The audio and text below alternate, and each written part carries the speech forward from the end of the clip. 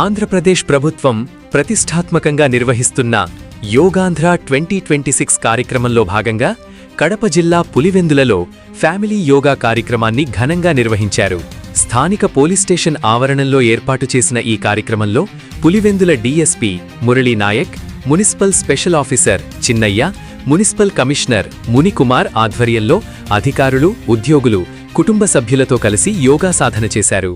ఈ సందర్భంగా యోగా గురువు వెంకట్రామిరెడ్డి మాట్లాడుతూ, నేటి ఇరుకుల పరుగుల జీవితంలో ఆరోగ్యాన్ని కాపాడుకోవడానికి యోగా ఎంతో ఉపయోగపడుతుందని తెలిపారు. యోగా ద్వారా శారీరక దృఢత్వంతో పాటు మానసిక ప్రశాంతత, ఏకాగ్రత పెరుగుతాయని వివరించారు. అనంతరం కార్యక్రమానికి హాజరైన పోలీసు సిబ్బంది, మున్సిపల్ ఉద్యోగులు, సచివాలయ సిబ్బంది మరియు వారి కుటుంబ సభ్యులకు పలు రకాల యోగా ఆసనాలను నేర్పించి సాధన చేయించారు.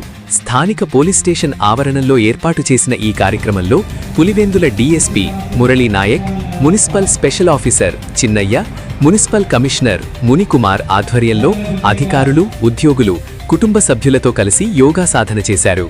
యోగాంధ్ర 2026 కార్యక్రమం ద్వారా ప్రతి ఇంటిలో యోగా అలవాటును పెంపొందించి ఆరోగ్యకరమైన సమాజ నిర్మాణానికి అందరూ భాగస్వాములు కావాలని అధికారులు పిలుపునిచ్చారు.